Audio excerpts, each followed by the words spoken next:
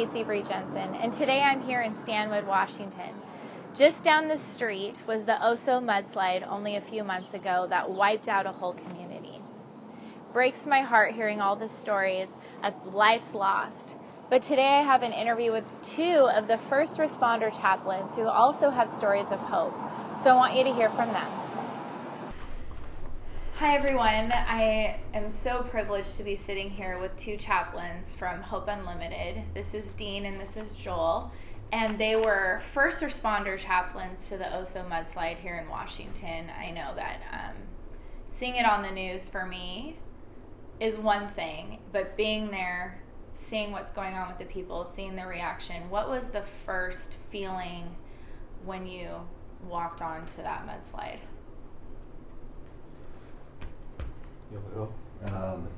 Disbelief. Yeah. We've talked about things like this before in training, as far as how we would handle it, what we would do, but we also know that all calls are fluid. They change instantly and at the drop of a hat, and no matter how many calls you've been on, it never ceases to amaze me anyway, how new something can be, or just how, and just the size of that event is just completely unfathomable. Did it feel different than maybe walking onto a car accident or having to tell someone bad news? Yeah, because if you're the situations you just named, you're dealing with one family or one person, where this is just a bunch of people. Yeah. And I mean, did you get to help anyone get out of the mudslide when you first got there, or was it just basically being there to help people, comfort people? Yeah, our response, typically when a call is toned out, chaplains aren't on the first wave of calls. Right. We were on a, I don't know, maybe third or fourth wave at that point, once people were starting to grasp the size and scope of the slide. So we were probably on scene within an hour, and our response wasn't necessarily directly to the mudslide at first, to the actual area. It was to the station where families were starting to gather. And so I would say that initial reaction, you pull up, first of all, there's just already a lot of cars, a lot of equipment, but people were just freaking out because they didn't know whether their loved one was there or not. They can't reach them, they don't know what's going on. So it's kind of like organized chaos, basically. And so our initial response was to those families, to immediately start collecting a list of names, start comforting families who are not doing well, and And when you start meeting with people, you start talking with people, what do you say to the families that don't know if their loved one is alive? I don't know, is a lot. We're working as best we can. We've got a lot of people on this. We're trying to figure out what's going on.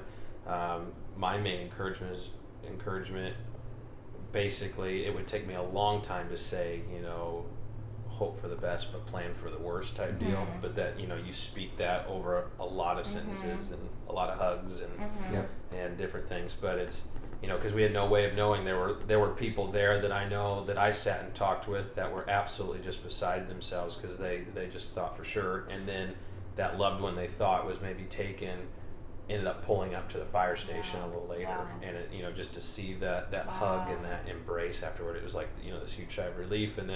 And then you have those poor families that never got that. They never got that phone call, or they never got to see that person because unfortunately they were taken in the slide. So you basically you try to push the feeling part aside, because if it's up to you, you'd be just bawling there with them and being hysterical there with them and everything. But really, you got to kind of take it. It sounds cold, but you got to just kind of look at a logical approach. Okay, what do we know? What don't we know? Let's not jump to any conclusions until we know what's going on. We tend to, what we train with, or how we all train our chaplains, is how we've been trained, how we train others to do this. We come on scene with a ministry of presence. We tend to try and stay away from cliches, because those only bring about questions that you can't answer anyway. Right. Or it tends to build animosity towards God. And really, that's kind of God's department, so we just choose not to do his job. We choose to do what he says to do, which is love on people. And so we know that God's within us, and I can't tell you how many scenes I've been on where I haven't really said a whole lot to the families that have experienced loss. Right. But just being there Right. with the presence of God has a calming effect. So we rely on that a lot, and you give away as much hope as you can. You know, people sometimes automatically assume the worst. Right. And you, if you don't know, you say, you don't know where your loved one's at. It's possible they're still alive. Let's believe that way until we find out differently. And so, I know even recently I was hearing of, there's been way too many school shootings.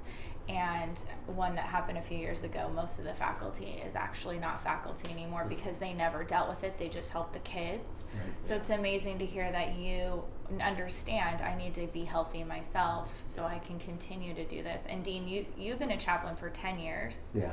And then, first of all, how did you even get going down this path? Especially now you're looking back like, wow, how did I get here? It's I'm sure. Interesting story.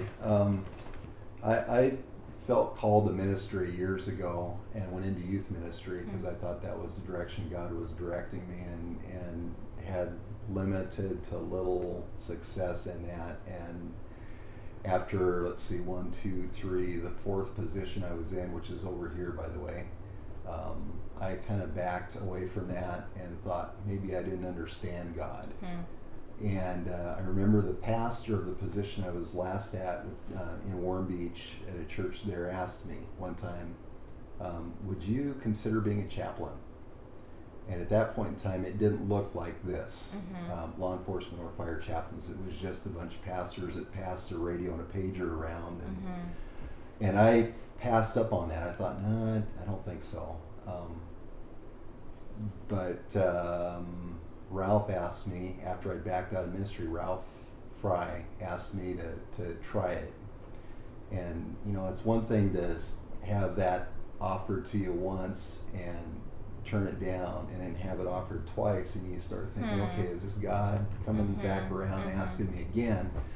And so I jumped into it, and I've never had a better fit ministry-wise in my life. It is just like a glove fit to my hand. It is what I was made to do. Yeah. And I've got kind of a background in law enforcement because I'm from a law enforcement family. So it fits. It's kind of tying the two together. Joel, Dean, and Hope Unlimited, thank you so much for sitting down with me and sharing your stories of hope. Where in a situation it is so difficult to find hope, you're giving us inspiration in how to be there for people that are going through a hard time, and really just how to aid this community in a time of need. Below there's links that you can click on if you'd like to donate or see other ways that you'd like to get involved. Thank you so much for listening, and once again, Joel, Dean, and all the chaplains in this area, thank you for making a huge difference.